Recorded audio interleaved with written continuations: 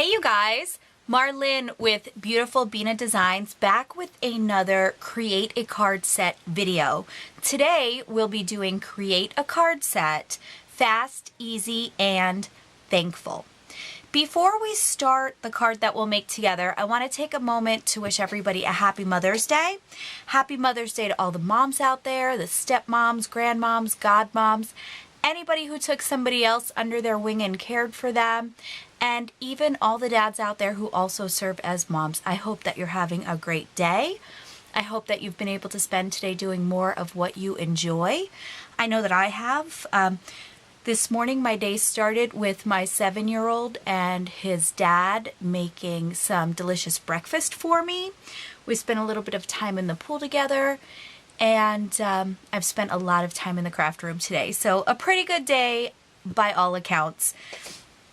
Diving into the card we're going to make together today, we are going to make one together, and then I'll show you how easily you can turn these into a set, either for gifting or to keep on hand in your stash. We will be making thank you cards, and you really can never go wrong making sure you have some of those on hand. So to get started, we're going to be doing some ink blending today with Distress Oxide inks. And we're going to be blending the whole front of the card. This will be a 1-layer card with just a little bit of added interest. So I like to use this Post-it tape to ensure that I don't get any of the ink on the back of my card where I don't want it. And in fact, this will create a little bit of a glare, but I am going to protect my work surface by using this do-it-yourself craft mat.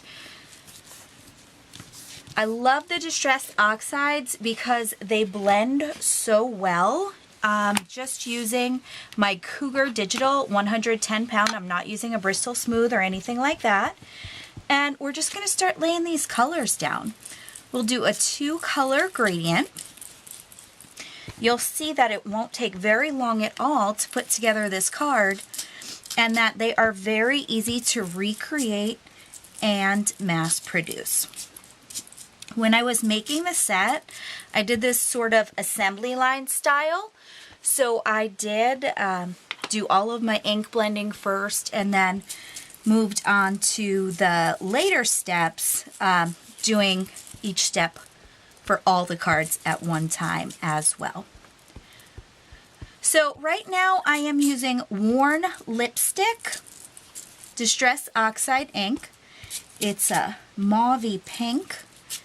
This blending tool looks like it's probably near end of life, but it has seen a fair share of use, so that's not incredibly surprising.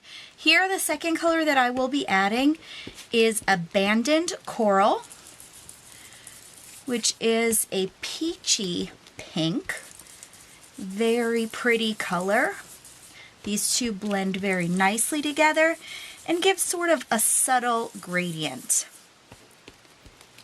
which is a nice look for this particular card design. All right, so I'm just going to go over and make this just a little bit more pigmented. This blending tool for the Worn Lipstick is giving me a bit of a hard time, but these inks blend so nicely together that it's not even causing me too much of a problem. Okay, that's good. We're going to put the inks to the side. We are done with them. Moving in here, I am going to pull the craft mat away. And if you didn't watch my value video, you may not know that this is the craft mat I use, but it was actually a gift from my son. He made this for Valentine's Day 3 years ago. Mat makes me happy, and I didn't have to spend any money on it, so it works really well. That's great. All right, so now that we have our ink blended, My blending tool left just a little bit of residue because it was tearing up, so we'll get that off of there. These distress oxides are water reactive. They oxidize when you add some water to them. So let's go ahead and do that. Now, I just use any old spray bottle. I don't have a distress spray bottle. I have tried spraying the cards, and I also have tried just tapping the water on. I'll show examples of each style coming up. I really do prefer the look of just tapping that on. So I open up my spray bottle, just sort of abstractly tap, tap, tap. Now you could cover up the back if you're worried about getting water on there. I don't think it matters a whole lot, but it's easy to do, so why not? And you can see this ink oxidizing. Now I know these Distress Oxide inks are all over YouTube. I am new to using them. I just bought them maybe a few weeks ago, a couple of weeks ago. I wasn't sure that I wanted to invest in them because I already have, I don't know, probably about 18 colors of Distress ink. And I thought maybe I shouldn't spend any more money. Maybe that was good enough. I am so glad that I did invest in these. I actually think I like them more than the original Distress inks, if that's possible. I love ink blending and I love those Distress inks. Okay, so you just want to let that water kind of settle into the card. You see it oxidizing. I usually leave it there 30 seconds to a minute, and then I put my towel over and I pull it off, just to kind of dry it up a little bit. Now, you'll see how that Post-it tape leaves a nice clean line. The Post-it tape is not super cheap, so I do reuse it several times. And the next step in this card is we're going to be die cutting it. So I'm actually going to grab a piece of this tape to tape my die cut on there. And I'm going to take this off camera and run it through my Spellbinders machine. Okay, here we are, freshly die cut.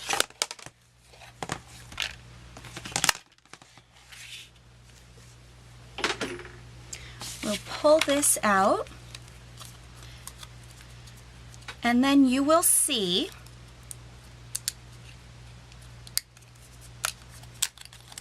that we have both the positive and the negative here. What I like to do, I do actually put these back together for this design. And what I like to do just for a subtle interest is I like to turn it a little bit. And I think that's, a lot of times I only turn it one point, but for this, I think I'll turn it the two. It still kind of fits in there and blends nicely, but you can tell it gives it a little bit more obvious look that there's something going on here. It's not just a stitched star. There's more, a little bit more to it. So we're going to go on the inside here and just add some. This is my Ranger Multi-Medium Matte Liquid Adhesive. It is my favorite.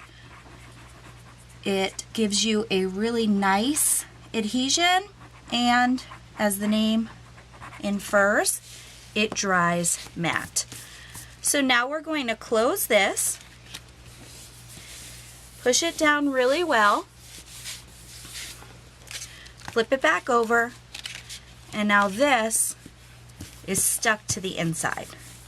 So this design now appears when the card is open as well as when the card is closed. Next, we're going to do a little bit of embossing. Now normally I'd let the card dry a little bit more, but we'll take our chances. I'm just gonna put a bunch of anti-static powder on there, so hopefully that will do the trick. I'm using my VersaFine Black Onyx ink. And we're just going to place this right in here. Get a nice impression. Lift it straight up. Looks like I may have wiggled it just a little bit, but this ink is pretty forgiving. I'm trying to do this quickly for the purpose of the video. And honestly, I think once we put this embossing powder over and melt it, you won't even be able to notice. Put this back in the jar. I used a Hero Arts clear embossing powder. This is probably my favorite, absolute favorite embossing powder right now. Once again, I'm going to go off camera really quick and heat emboss this. Okay, you guys, look at this. It is just beautiful. When I get a little too close there, I block out the lights, but I think that you can see that well enough. So, making sure it's cool, we are gonna close that once again, and the heat does warp it just a tiny bit, so I kind of bend it back. And I might even put this with something heavy like a book on it just overnight if we had the time for that. But then all we do next is come in with a Nouveau Crystal drops in ebony black and add a few drops here and there, just for a little bit more decoration, interest, design. And I kind of usually do 3 going along in the same direction. I like to tap mine out a little so that they don't have any points or a random direction to them. I kind of just like to make them really round. So this one here is basically finished. We'll take the embossing powder off of there, but this one is basically finished. We'll put that right there. That one is going to need to dry. Let me show you. Now, if that's not quick and easy, I don't know what is, and it is pretty cute for the time that you invest, don't you think? So there's one. We'll put that there. We don't want to touch those crystal drops because they will very easily get messed up. But here you can do all kinds of looks with this quick and easy technique. Here's another 2-card blend, and this is Wild Honey and Abandoned Coral. Here we have Citron, Twisted Citron is what it's called, and Lucky Clover. Here we have Broken China, Peacock Feathers, and then a little bit of Lucky Clover right there. Here we have a L3 color blend as well, and this one is Candied Apple, Worn Lipstick, and what is the purple? I think it's Seedless Preserves, if I remember correctly. I'll be sure to link it on the bottom. And then finally, if you want to take it even a step further, here's the complete rainbow.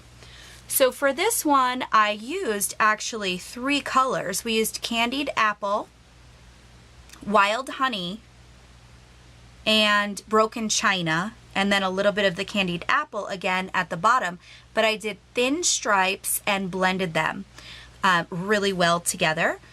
So we have, again, the thank you on the star in the center, which I turned just a little bit of a different direction before adhering that to the bottom. So what I would do then is put all of these in a stack along with the one that we made today once it's dry.